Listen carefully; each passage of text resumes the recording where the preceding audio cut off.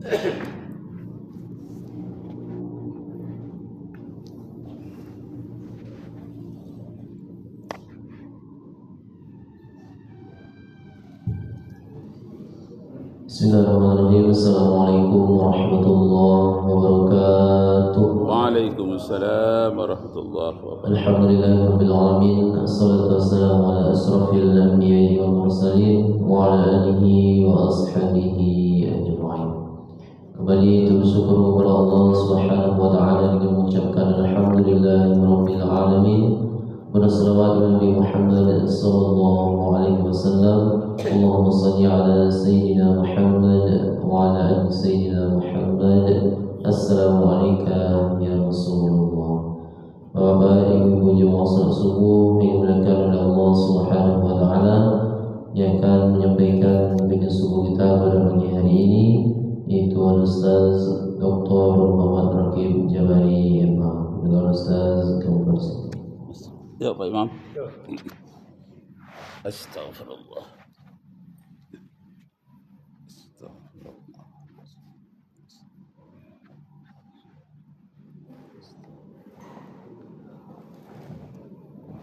Astagfirullah.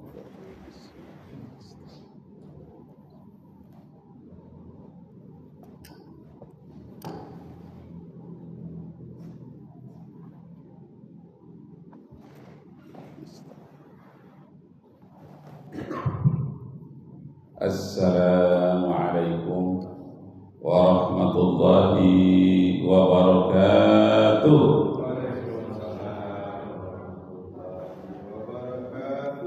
Nashkurullah syukran katsiran bi qiraatil hamdalah ala hidayatihi wa taufiqihi alladzi nahnu na'isu biha. Kajian kita pada hari ini tentang menjawab tantangan zaman.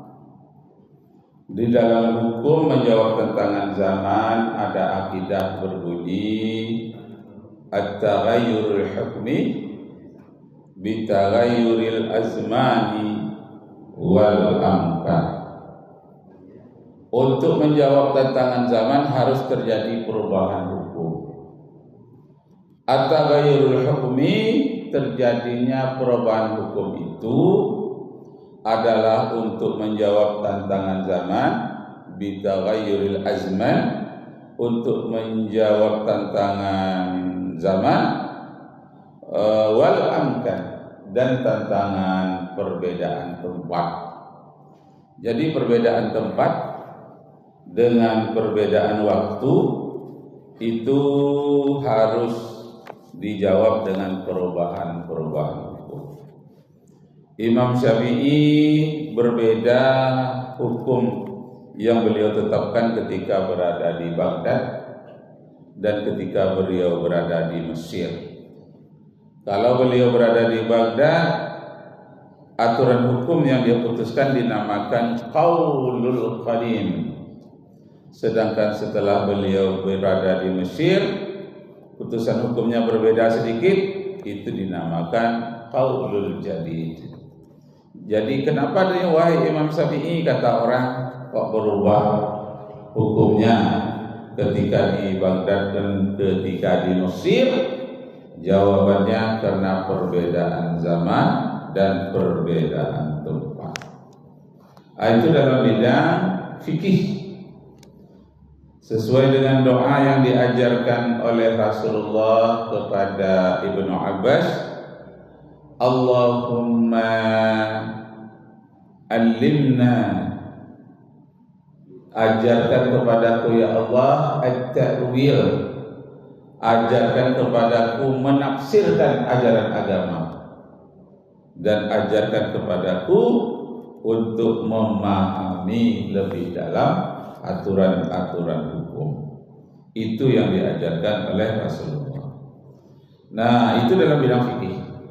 Kalau dalam bidang ilmu tauhid, ada lagi perbedaan menjawab tantangan zaman, yakni seorang yang bernama Abu Hasan Al-Asy'ari dan Abu Mansur Al-Maturidi.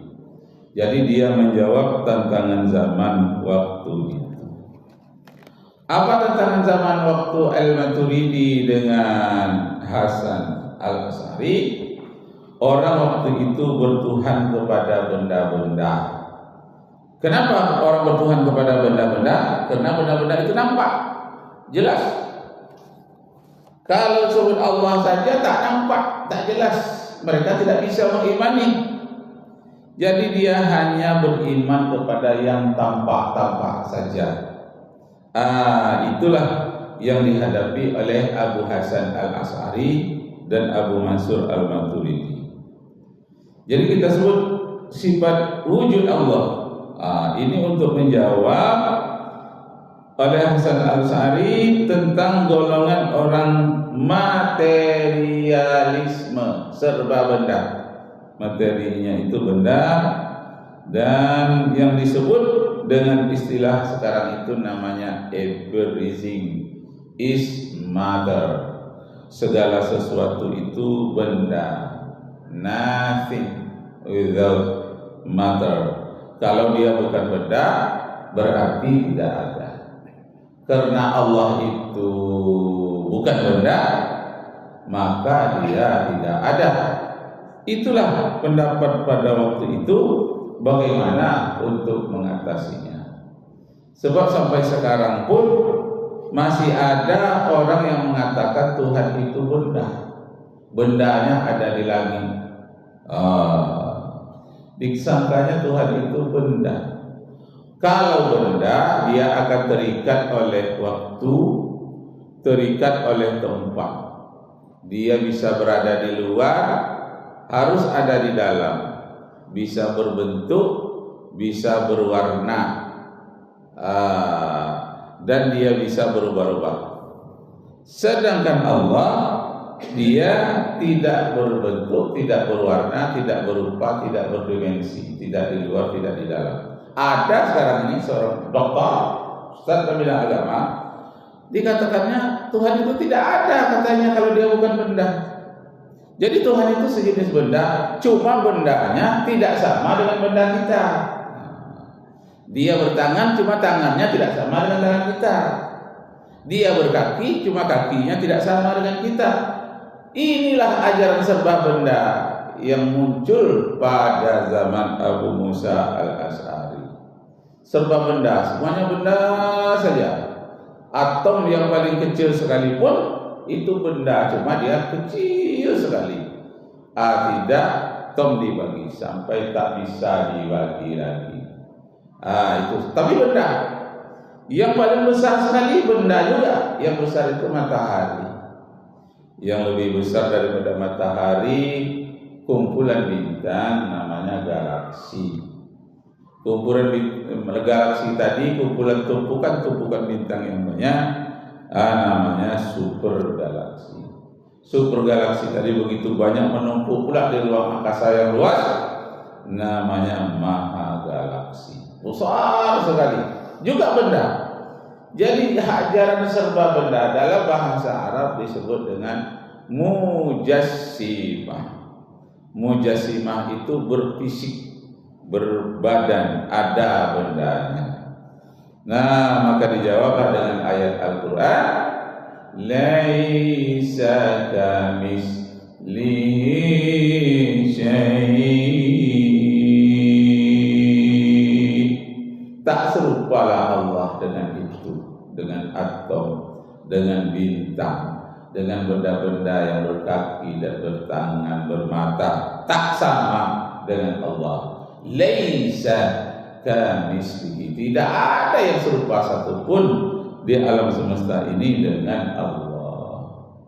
Lalu bagaimana kita memikirkannya? Tidak ada serupa dengan alam. Wala tafakkaru fi zatillah, jangan dipikirkan tentang zat Allah.